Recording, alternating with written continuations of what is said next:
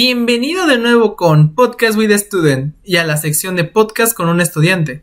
Y conmigo, Les Camilla. Buenos días, buenas tardes o noches. ¿Cómo va todo? ¿Recuerda lo que estábamos hablando Diego y yo el episodio anterior? Si no estás seguro de lo que hablo, te sugiero que vayas a escuchar la primera parte del episodio de La lengua castellana, alias español, para entender de nuevo este episodio. Si me sintonizas por Anchor, Spotify u otras plataformas, los episodios estarán debajo de este mismo. Pero si estás por YouTube, les dejo en la parte de arriba las tarjetas para ir al episodio anterior. Y para hoy tenemos una invitada. Ella es nativa hablante del español. Ella ha aceptado narrar conmigo este nuevo episodio. Es la primera vez que ella viene y esperemos que no sea la última. Ella es una compañera mía de clase. Llevamos poco conociéndonos, pero estoy seguro que haremos un muy buen equipo haciendo este episodio.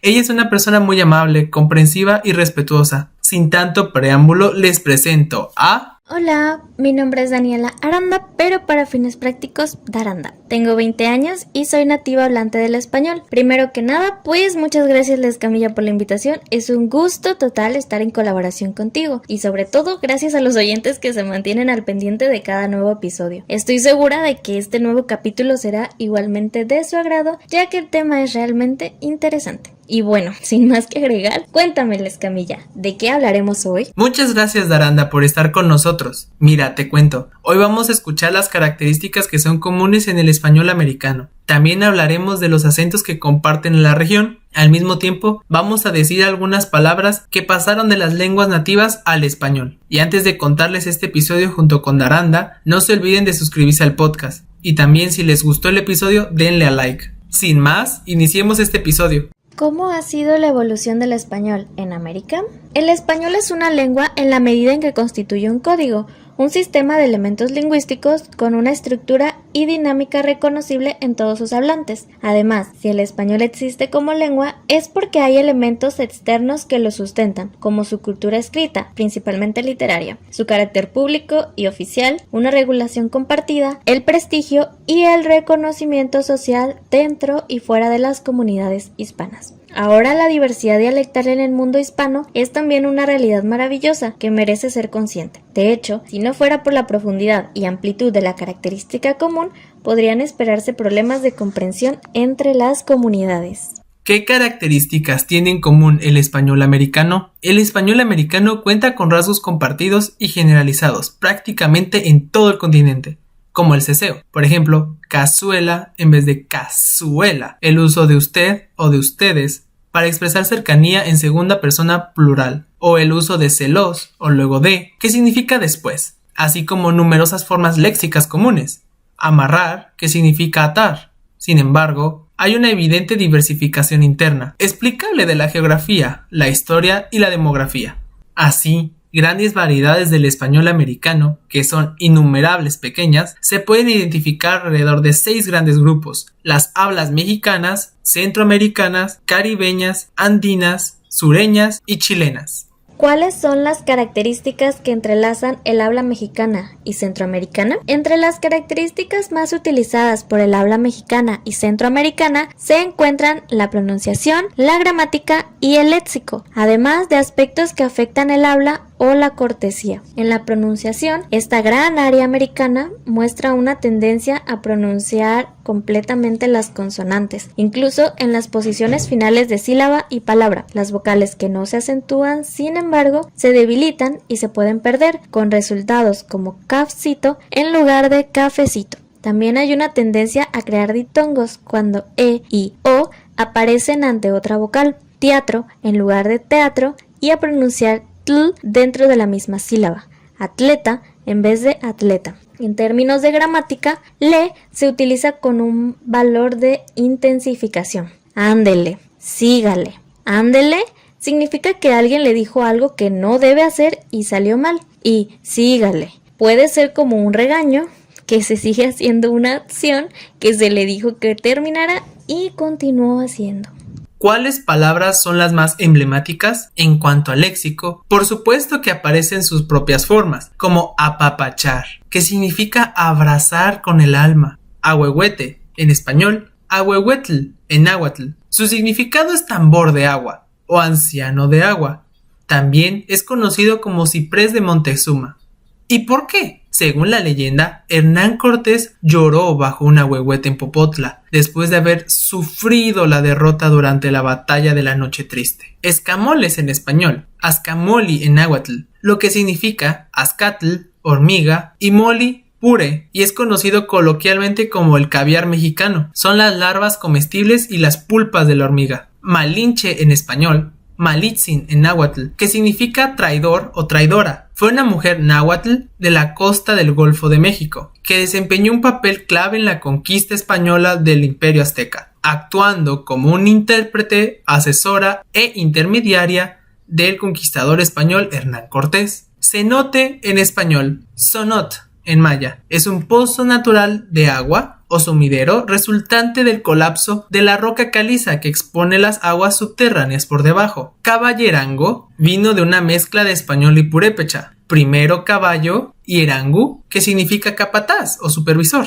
Guarache proviene de la palabra guarachi y también tiene una referencia a los zapatos típicos de México, que siempre se han utilizado desde el México prehispánico hasta el día de hoy. Esta palabra fue originada en el idioma purépecha, luego fue absorbida por el náhuatl y luego pasó al lenguaje español. Y por último vamos a escuchar la palabra Querétaro, que es el nombre de un estado de México. Su origen viene del purépecha. Este significa Crétaro, que significa lugar de grandes rocas. ¿Cómo podemos diferenciar el discurso caribeño? En el discurso caribeño, antillano y costero existe una gran diversidad interna, pero hay algunas características que generalmente se reconocen como comunes, comenzando con la clara tendencia a aspirar, debilitar y perder consonantes en posición de sílaba final, especialmente la S, y la letra J se suaviza mucho. Algunos ejemplos son verdad en lugar de verdad, ata en lugar de hasta. Entre lo gramatical, vale la pena comentar la tendencia a colocar el sujeto ante el verbo en interrogatorios o infinitivos. ¿Qué tú quieres? En lugar de ¿qué quieres tú? Y también el uso muy frecuente del pronombre sujeto en una oración, recordando que el español es una lengua que generalmente omite los pronombres. ¿Y existe algún criollo en América? Asimismo, esta área incluye dos de los pocos criollos que existen del español: palenquero, hablado en Palenque de San Basilio en Colombia, y papiamento en las islas de Aruba, Bonaire y Curazao de las Antillas Neerlandesas. En ambos tenemos que recalcar la presencia de elementos africanos. Es muy importante eso. ¿Qué podemos destacar del castellano andino? El territorio de los españoles andinos ocupa casi toda Colombia, Venezuela, a excepción de la región del Caribe, así como Ecuador, Perú y Bolivia. Dentro de los límites se pueden encontrar características comunes de la pronunciación, como el mantenimiento de la S al final de la sílaba y la palabra o la tendencia a pronunciar la R inicial y TR como algo parecido a carzo en lugar de carro. En la gramática española andina, el uso de muy antes de los superlativos es interesante, como esta comida está muy riquísima. Veamos algunos quechuismos que han trascendido al español y están ampliamente extendidos en América. Cancha en español, cancha en quechua, que se utiliza para describir el sitio donde se celebra un juego, especialmente un partido de fútbol. Poncho en español, puncho en quechua, que es una prenda exterior diseñada para mantener el cuerpo caliente. Un poncho de lluvia está hecho de un material estanco diseñado para mantener el cuerpo seco de la lluvia.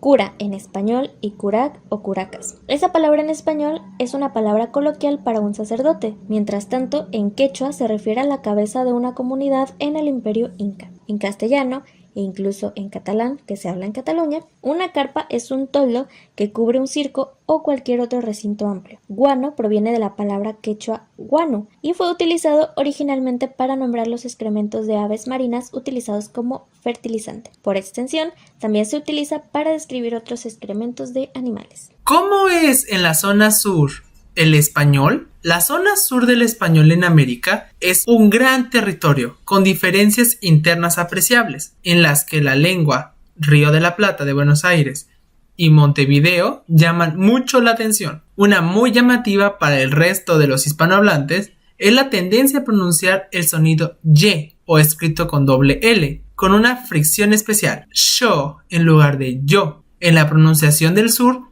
una tendencia a debilitar o perder la S final. En gramática, la amplitud y aceptación del uso de vos como tratamiento de cercanía es significativa, debidamente de acuerdo con el verbo vos tenés y con los imperativos tipo vení.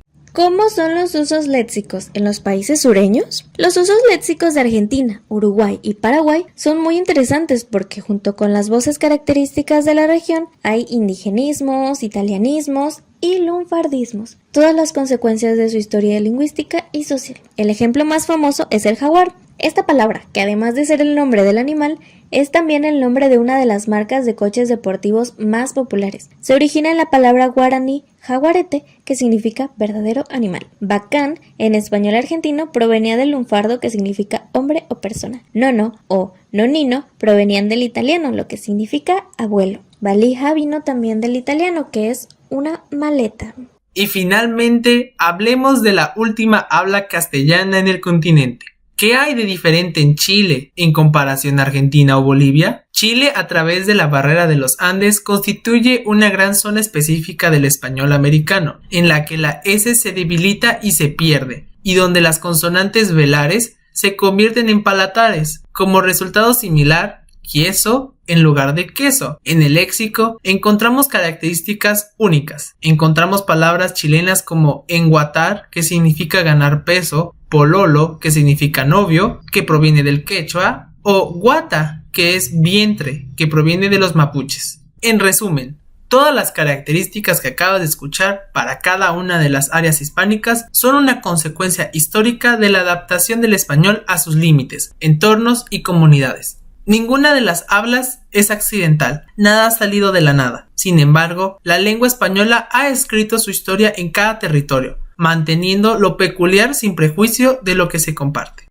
Es cierto, y es que aparte es interesante ver cómo factores como tiempo, región e incluso contextos son los que han influido para que las palabras adquirieran modificaciones tanto en fonética como en la misma gramática. Sin duda la lengua española tiene gran variedad de antecedentes y aún así no pierde su esencia. Gran parte de esta información he tomado del libro La maravillosa historia del español, escrita por Francisco Moreno Fernández y publicada por el Instituto Cervantes y Espasa. Entonces, ¿qué piensas sobre las hablas de los diferentes países americanos? ¿Cuál habla crees que es la mejor? ¿Y por qué crees que es así? ¿Qué piensas de los dos idiomas criollos que se están desarrollando en Colombia y en las islas del Caribe, como son las Antillas neerlandesas? ¿Sabías de alguna de estas palabras que te he dicho? ¿Sabes de alguna otra? De ser así, déjalas debajo en los comentarios. Puedes seguirme en mis redes sociales que están aquí abajo en el sitio web, pero si me sintonizas a través de otro canal, estoy en Facebook, Instagram, Twitter, así como en YouTube como Podcast with a Student. Y a ti, Daranda, ¿dónde te podemos encontrar? A mí me pueden encontrar en Facebook como Daniela Saraí AZ. Manténganse atentos a los podcasts. Les recomiendo que vayan al podcast en inglés y a francés a escuchar este mismo episodio. Nos vemos la próxima. Hasta luego. Ten lindo día y hasta la próxima.